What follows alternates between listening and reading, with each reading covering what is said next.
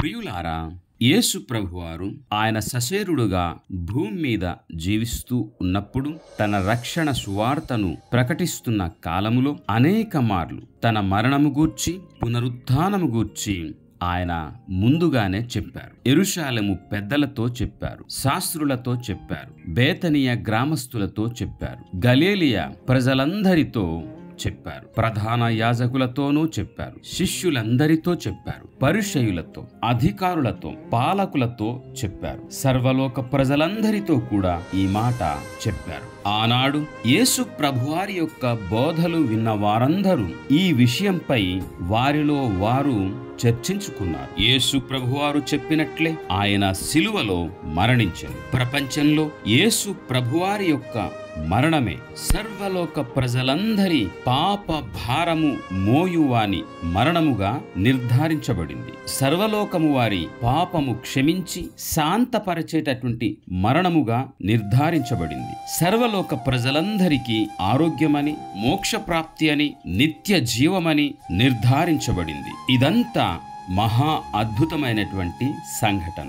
అయితే ప్రియులారా, లోకంలో పుట్టిన వారందరూ కూడాను మరణిస్తూ ఉంటారు. ఆ క్రమంలో యేసు ప్రభువారు మరణ శాసనము వ్రాసి ఉండెను గనుక, ఆయన కూడా మానవ రూపంలో ఉన్నాడు గనుక మరణించవలసినటువంటి అవసరత ఏర్పడింది. ఆయన జీవిస్తున్నప్పుడు ప్రజలందరి నిత్య జీవము కొరకు గొప్ప అద్భుత ఆశ్చర్య కార్యములను జరిగించెను.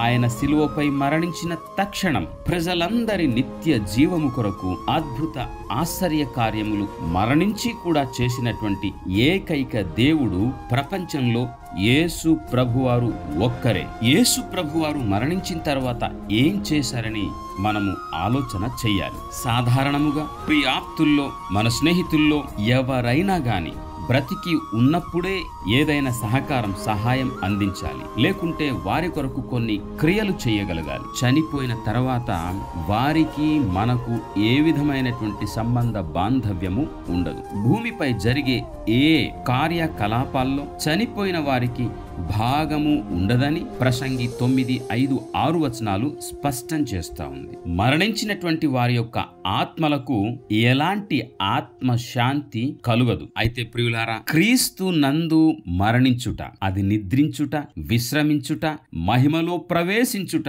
అని పవిత్రమైనటువంటి బైబిల్ గ్రంథం మనకు వివరిస్తుంది. నాతో చెప్పగలరా? హల్లెలూయా. అలాగే యేసు ప్రభువారు మరణించిన వెంటనే ఏం జరిగింది ఆలోచన చేసినట్లయితే, ఒకటి, యేసు ప్రభువును నమ్మినటువంటి ప్రజలు, అలాగే అనాది కాల పితరులు క్రీస్తునందు నిద్రించినటువంటి చెరలోకి దిగివెళ్లి ఆ చెరను చెరగా తీసుకుని వెళ్ళనని ఎఫెసీ 4:8-10 స్పష్టం చేస్తుంది. ఇది జ్యేష్ఠుల సంఘమని కూడా మనం అర్థం చేసుకోవాల్సినటువంటి అవసరత ఉంది. హెబ్రీ పత్రిక 12:22-24 ఈ గొప్ప సంఘటన చేయటం కొరకు యేసు ప్రభువారు తన యొక్క ఆత్మను తండ్రికి అప్పగించి తల వంచినప్పుడు, మరణించినప్పుడు ఈ గొప్ప అద్భుతం భూమి మీద జరిగింది. అందులో మొదటి అద్భుతం, దేవాలయపు తెర రెండుగా చినిగిపోయింది. మత్తయి సువార్త 27వ అధ్యాయము 50-53 చూస్తూ ఉండండి. దేవాలయం యొక్క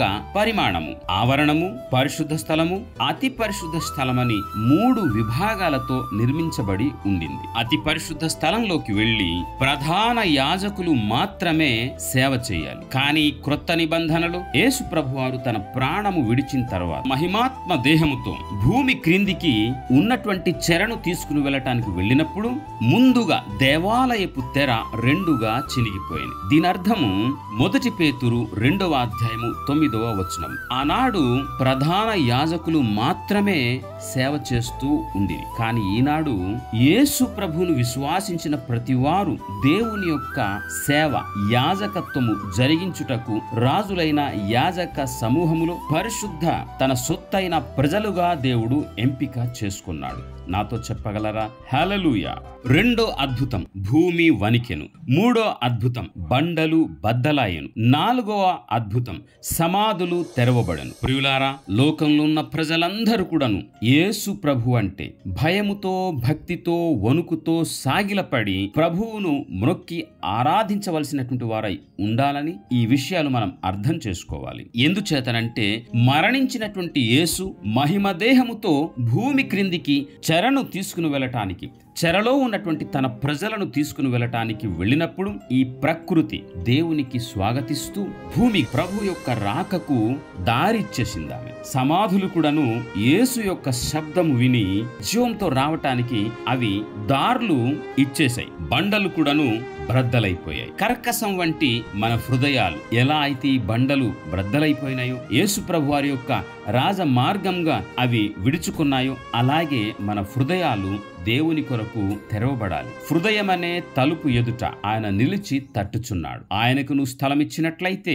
నీ జీవితంలో గొప్ప, అద్భుత, ఆశ్చర్య కార్యమనేటటువంటి నిత్య జీవాన్ని అనుభవించగలుగుతావని సేవకుడుగా నేను మీకు జ్ఞాపకం చేస్తూ ఉన్నాను. నాతో చెప్పగలరా? హల్లెలూయా. ఐదవ అద్భుతం, నిద్రించిన అనేక మంది లేచారు. ఆరవ అద్భుతం, పరిశుద్ధ పట్టణంలో వారు ప్రవేశించారు. ఏడవ అద్భుతం, అనేకులకు వారు కనిపించారు. నాతో చెప్పండి హల్లెలూయా. చిట్ట చివరి మాట, భూమి మీద నరులుగా ఉన్నటువంటి వ్యక్తులు చనిపోయినప్పుడు ఏమి చేసినట్లు చరిత్రలో ఎక్కడ కూడాను లేదు ప్రియులారా. యేసు ప్రభు మాత్రమే శారీరకంగా చనిపోయిన తర్వాత కూడాను ఆయన ఇన్ని గొప్ప, అద్భుత, ఆశ్చర్య కార్యాలు మానవ జీవితం కొరకు, విశ్వాసుల జీవితం కొరకు ఆయన చేసినట్లుగా మనము గమనించవచ్చు. నేటికి ప్రియులారా, యేసు ప్రభునందు విశ్వాసించినటువంటి ప్రతి వారు కూడాను అద్భుత, ఆశ్చర్య కార్యములు చేసేటటువంటి శక్తి, సామర్థ్యం కలిగి ఉన్నారని నేను మీకు జ్ఞాపకం చేస్తూ ఉన్నాను. యేసు ప్రభు వారు తిరిగి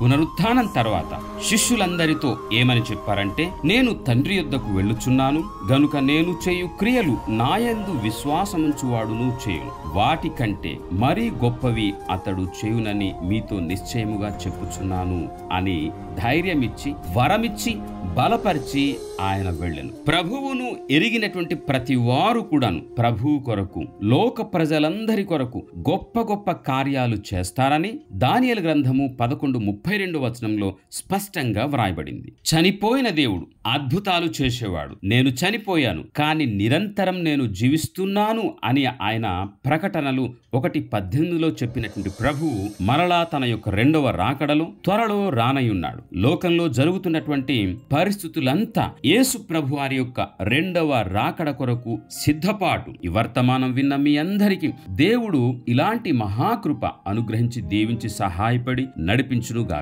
దైవాశిస్సులు.